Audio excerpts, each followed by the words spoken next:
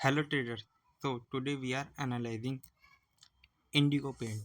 तो मैं आपको जैसे स्टॉक के अंदर दिखाना चाहूँगा, जैसे कि आप ये देखेंगे, ये 10 नवंबर से लेके 18 नवंबर तक mean with in 7 to 8 trading session इस स्टॉक को 33% अप किया गया है। और अगर आप देखेंगे तो 33% किसी स्टॉक को अप ले जाना रिटेल इन्वेस्टर के बस की बात नहीं है। फर्स्ट ऑफ ऑल तो क्या होगा, इसके अंदर किसी बिग इन्वेस्टर या किसी बिग बॉयज ने बाइंग करी है। अब मैं आपको इसका पैटर्न दिखाता हूँ। तो अगर आप इस स्टॉक को थोड़ा सा एनालाइज करेंगे तो ये आपके लिए ना एक डब्लू पैटर्न सा बना रहा है। ये यहाँ पे डबल बॉटम है, ये यहाँ, और यहाँ इसका एक रेजिस्टेंस है, और ये अगर आप देखेंगे तो यहीं से गिरना चालू हो गया है। बट ये इसको जैसे ही ब्रेकआउट करेगा तो एक बिग रैली के लिए जाएगा। अब मैं आपको इसकी ड्राइंग हटा देता हूँ। अब आप इस स्टॉक को देखेंगे तो ये अपने हाई से कितना डाउन है। अगर आप इसके हाई देखेंगे तो समवेयर 3200 के आसपास था। आज 3200 का स्टॉक गिरते गिरते 1235 पे आ गया है। तो आप इमेजिन करिए कितना बिग डिस्काउंट पे अवेलेबल है। और सेम जैसे कि मैं आपको पता ही है कि स्टॉक अगर अपने हाई पे भी गया तो यहाँ से ये स्टॉक कितनी रैली दे सकता है, मैं आपको दिखाना चाहूँगा। आज ये स्टॉक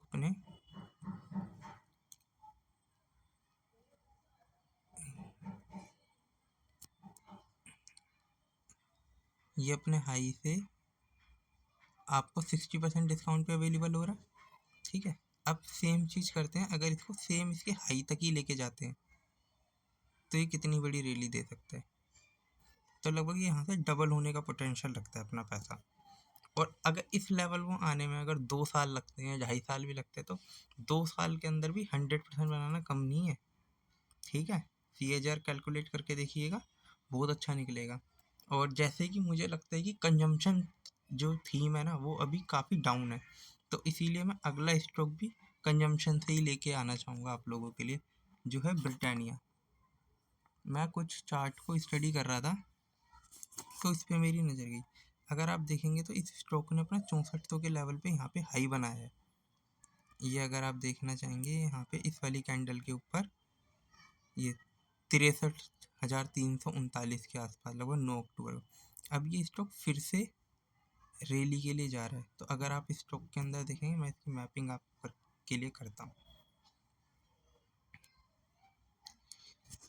इस स्टॉक के अंदर क्या है, स्टॉक ने अपना हाई बनाया, डाउन गया, रिकवर हुआ, यहाँ पे डबल बॉटम बनाया, और ये जैसे ही डब्लू बना इसकी नेक लाइन ब्रेक हुई, हल्की सी रैली करता ऊपर चला। अब फिर से आप देखेंगे तो यहाँ पे हल्का सा कंसोलिडेट करके ऊपर के लिए जा रहा है। तो अब ये स्टॉक जैसे ही आपका 6400 के लेवल पे टच करेगा तो यहाँ पे आपके लिए इमीडिएटली 400 से 450 पॉइंट की एक अपसाइड है। तो आप इस स्टॉक को भी एनालाइज कर सकते हैं। ठीक है, इसके ऊपर और जो अगला स्टॉक मैं आप लोगों के साथ डिस्कस करना चाहूँगा, ये भी देखिए कंजम्पशन थीम से ही है। और एक है जो थोड़ा अपना इन्वेस्टिंग से रिलेटेड आता है, कैम्प्स के अंदर कंप्यूटराइज मैनेजमेंट। ये अपना जो इनका काम है वो मुझे काफ़ी इंटरेस्टिंग लगता है। अगर आप देखेंगे तो हाल फिलहाल में शायद इसमें स्प्लिट वगैरह कुछ अनाउंस हुआ है। तो ये जो अपना हाई है ना इनका, ये यहाँ पे बना रखा है इन्होंने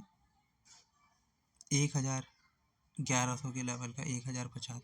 तो आज ये स्टॉक उस लेवल से है ना काफ़ी ठीक ठाक डिस्काउंट पे आपको अवेलेबल हो रहा है। ये स्टॉक है 26% डिस्काउंट पे अवेलेबल है। ठीक है, और इसके जाके है ना स्क्रीनर पे जाके फाइनेंशियल देखना, हाईएस्ट एवर सितंबर से कंपेयर करेंगे आप, सितंबर 24 से और सितंबर 25 को, तो हाईएस्ट एवर सेल है और हाईएस्ट एवर प्रॉफिट है। बट स्टॉक आपका डाउन है।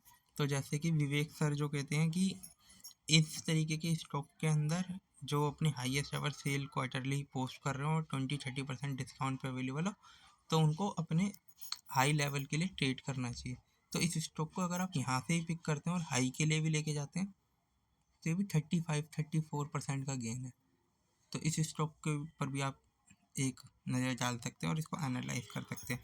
और सीरियसली कहूँ तो इंट्राडे और एफ1 से दूर रहना चाहिए।